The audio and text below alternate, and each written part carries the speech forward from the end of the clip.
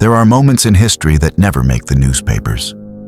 Moments that don't appear in police files or court records. But they live on in whispers, in barbershops, in back rooms, and in the memories of people who were there.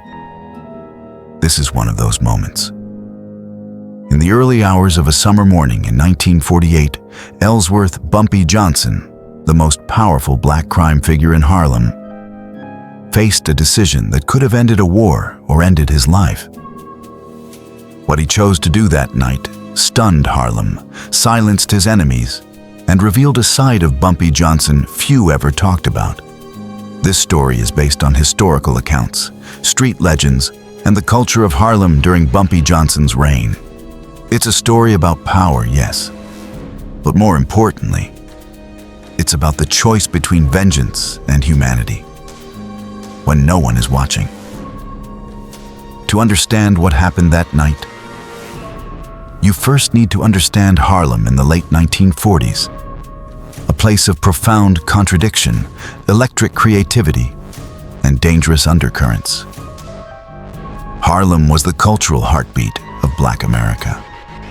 Jazz clubs like Small's Paradise, the Cotton Club, and the Savoy Ballroom pulsed through the night with music that would define American culture for generations. Writers like Langston Hughes walked these streets. Musicians like Duke Ellington and Count Basie shaped the sound of a nation. Poets and thinkers gathered in cafes and corner spots, debating art, politics, and the future of their people. But beneath the music and lights, another economy thrived. The numbers racket, an illegal lottery that gave working people a chance to dream, ran through every block. Protection rackets ensured businesses could operate without interference. And an emerging drug trade, particularly heroin, was beginning to seep into the neighborhood's veins, bringing with it a destruction that would haunt Harlem for decades. Bumpy Johnson stood at the center of it all. By 1948, Ellsworth Bumpy Johnson had spent more than 2 decades building power in Harlem. But he wasn't your typical crime boss. He wasn't loud. He wasn't reckless. He didn't draw attention to himself through flashy displays or unnecessary violence. Instead, he ruled through reputation, through intelligence, and through a strict personal code that everyone in Harlem understood. Bumpy Johnson believed in rules. They weren't written down in any book, but they were known throughout the neighborhood and enforced with absolute certainty. No violence against women, ever. No selling drugs to children. No preying on the weak. And perhaps most importantly, Harlem businesses answered to Harlem men, not to outsiders, not to the mob families that looked at the neighborhood as just another territory to exploit. These weren't rules born from sentimentality. Bumpy understood that sustainable power came from the community, not from fear alone. He knew that if he protected Harlem's people, they would protect him in return. Store owners paid him, yes, but they also trusted him. Mothers on the street nodded at him with respect.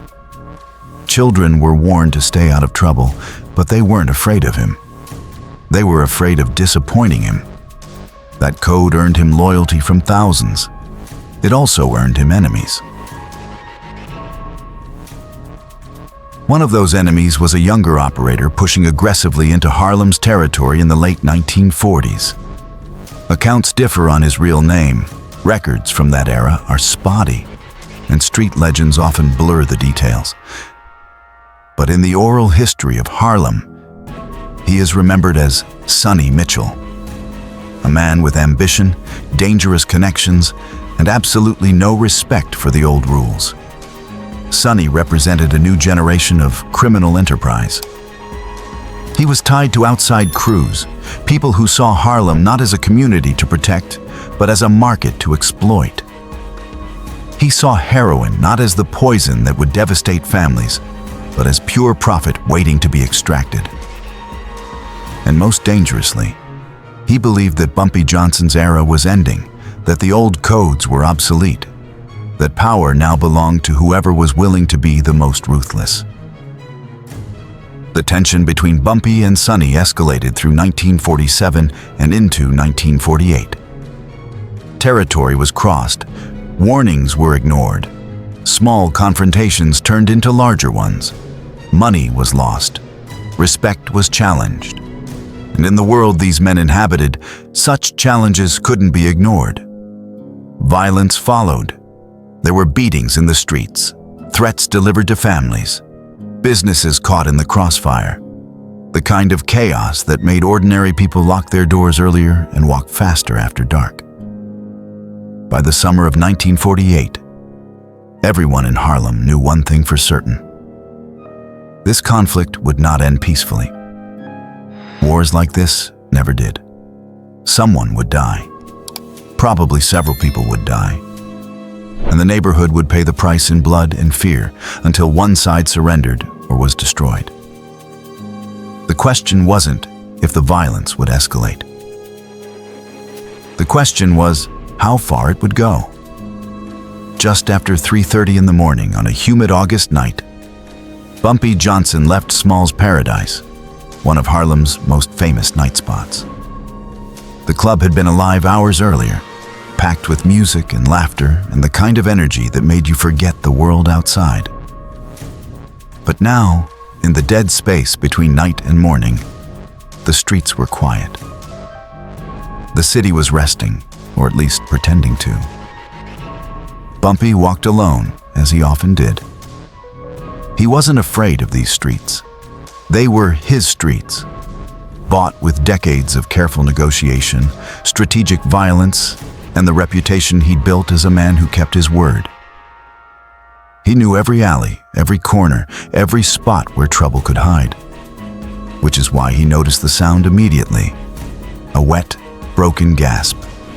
The sound of someone fighting for air, drowning in their own body. Bumpy stopped, listened, then moved toward the narrow alley where the sound had come from. What he found there would change everything. A young man lay collapsed against the brick wall, his body failing him. His breathing was shallow, irregular. His skin had the pale, clammy look that comes right before the body gives up entirely.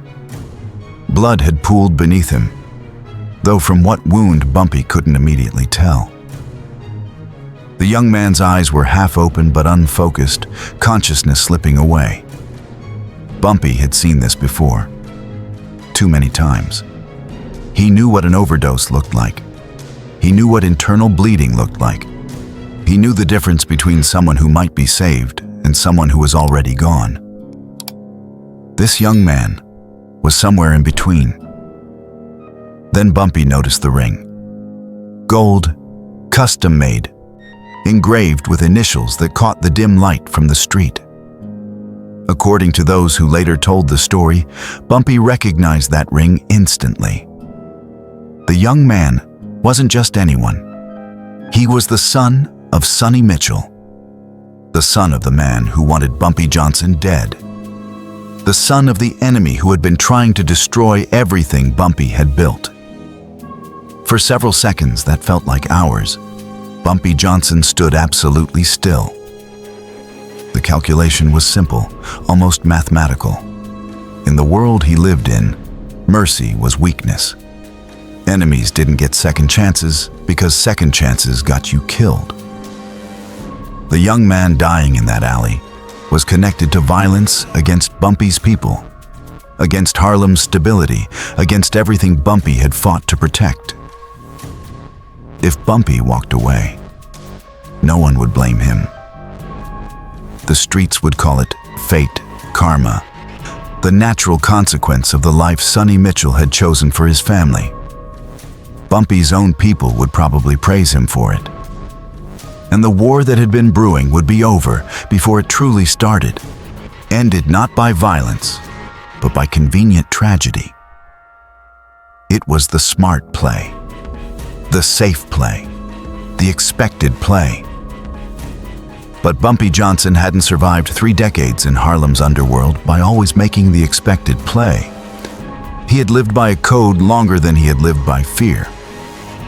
That code had made him powerful, yes, but it had also made him something rare in his world, a man of principle. And that code didn't have fine print. It didn't say, protect the innocent unless they're related to your enemies. It didn't say, do the right thing only when it's convenient. Bumpy looked at the young man, dying in the alley, and saw something beyond the war. Beyond the territory disputes, beyond the personal grudges. He saw someone's son. The decision came not from calculation, but from something deeper. Something that separated Bumpy Johnson from the men who would eventually replace him. Men without codes, without limits, without anything resembling conscience. Bumpy made his choice. He bent down, lifted the young man into his arms with surprising gentleness, and carried him out of the alley. A powerful black man holding a dying young man in the middle of 1948 Harlem, walking toward the street with steady, determined steps. People who were still awake saw him. A few night workers, a taxi driver, a couple leaving a late-night spot. They stared. Some recognized Bumpy immediately. Some recognized the young man he was carrying. No one spoke. No one moved to help or hinder. They simply watched as history unfolded in real time, though none of them yet understood what they were witnessing. Bumpy drove straight to Harlem Hospital. The young man slumped in the passenger seat, his breathing growing weaker with every block. When Bumpy carried him through the emergency entrance, the night staff froze. Everyone knew who Bumpy Johnson was, and the sight of him carrying someone into the hospital at 4 a.m. raised immediate questions, none of them comfortable. But according to witnesses who were there that night, Bumpy didn't need to raise his voice or make threats. He simply placed the young man on a gurney, looked at the attending physician, and said calmly, "He needs help now." The doctor, to his credit, didn't hesitate. Whatever politics existed outside the hospital walls, inside them, his oath came first. Bumpy waited. He didn't leave. He didn't try to disappear before questions could be asked. He sat in the waiting area, still and watchful, while doctors worked to save the life of his enemy's son. Word travels fast in Harlem, especially news this explosive. Within an hour, Sonny Mitchell arrived at the hospital with several armed men. Their faces were tight with rage and grief and confusion. They came expecting a fight, perhaps even a final showdown. What they found instead was Bumpy Johnson sitting calmly in the waiting room, unarmed, unguarded, waiting to see if the young man would live. The confrontation that should have happened didn't. How could it? The facts were impossible to deny or distort. Bumpy Johnson, the man Sonny had been trying to destroy, had saved Sonny's son's life. When the doctor finally emerged and confirmed that the young man would survive, that he had arrived just in time, that minutes later would have been too late, something fundamental shifted in that waiting room. The war that had seemed inevitable suddenly lost its meaning. According to those who later told this story, Bumpy spoke only once during that tense moment in the hospital. His words were simple, direct, and loaded with meaning that went far beyond their surface. What happens between us comes later. Right now, your son is alive. It wasn't a threat. It wasn't even really a peace offering. It was a statement of fact delivered by a man who understood that some things transcended business, transcended territory, transcended even the violent logic of the streets. Sonny Mitchell said nothing in response. What could he say? His son was alive because of the man he'd been trying to kill. The men who had come with Sonny, ready for violence, stood awkwardly in the hospital hallway, their weapons suddenly feeling absurd, their anger confused and directionless. No one shook hands. No one made speeches or declarations. The moment was too raw, too complicated for easy resolution. But everyone there understood that something had changed irreversibly.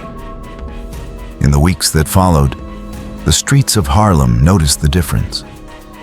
Sonny Mitchell's operation pulled back from contested territories. The violence that had been escalating simply stopped. Businesses that had been caught in the middle of the conflict could operate normally again. People could walk the streets without fear of being caught in crossfire. There was no formal truce announced. No meeting where terms were negotiated. That wasn't how these things worked in Bumpy Johnson's Harlem. The conflict simply ended because it had to end. Because continuing it would have been an insult to the debt that now existed. The unpayable debt of a father to the man who saved his son. What makes this story remarkable isn't just the dramatic rescue or even the unexpected ending to a violent conflict. What makes it remarkable is what it reveals about who Bumpy Johnson actually was beneath the legend. In popular culture, crime figures are often portrayed in extremes. They're either romanticized as noble outlaws fighting corrupt systems, or they're demonized as pure evil destroying communities. The truth, as always, is more complex. Bumpy Johnson was undeniably a criminal. He ran illegal gambling operations. He was involved in violence. He lived by rules that existed outside the law. People were hurt, lives were ruined, and communities were damaged by the enterprises he controlled or influenced. But Bumpy was also a product of his time and circumstances, a black man in 1940s America who found one of the few paths to power available to someone born into his world. And within that world, he attempted to maintain standards, to create structure, to protect his community from the worst predations of outsiders who viewed Harlem as nothing more than a market to exploit. The decision he made that night in 1948 wasn't calculated for strategic advantage. If it had been, he would have walked away from that alley and let fate take its course. The decision came from something deeper, a moral code that he'd somehow maintained despite decades in a world designed to strip such codes away. Bumpy never used the incident for leverage. He never spoke about it publicly, never bragged about his mercy or held it over Sonny Mitchell like a weapon. That wasn't his way. The act itself was enough. The knowledge of what he'd done, and more importantly, why he'd done it, was sufficient. But Harlem remembered. The story spread through the neighborhood not as propaganda, but as testimony. People who had been there told others. Those others told their families. The story became part of Harlem's oral history, one of those moments that defined not just a man, but an entire era's understanding of what power could mean. Years later, when Bumpy Johnson died in 1968, collapsing in a restaurant, a dramatic exit befitting his dramatic life, people remembered many things about him. They remembered his power and his intelligence. They remembered his wars with Dutch Schultz and Lucky Luciano. They remembered his time in Alcatraz and his reputation as someone who couldn't be broken. But those closest to him said that the night he saved his enemy's son was the moment he was most proud of. Not his victories, not his wealth, not his reputation or his territory or his influence. The moment when he chose humanity over strategy, mercy over vengeance, the right thing over the smart thing. Because on a dark street when no one was watching, when he could have walked away without consequence, Bumpy Johnson proved something rare and precious. That real power isn't just about who you can destroy. It's about who you choose to save. In an era that often reduces complex figures to simple narratives, this story reminds us that people contain multitudes. That someone can be dangerous and compassionate, powerful and principled, feared and respected. that the choices we make in our darkest moments reveal who we truly are. Bumpy Johnson chose mercy. He chose to see a dying young man not as an enemy's son, but as someone's child. He chose to act according to his principles, even when those principles cost him strategic advantage. And in doing so, he ended a war without firing a shot, earned respect that violence never could have achieved, and left behind a story that still resonates nearly 8 decades later. Because true power, the kind that outlasts us and shapes how we're remembered, comes not from the fear we inspire, but from the humanity we maintain when maintaining it costs us everything.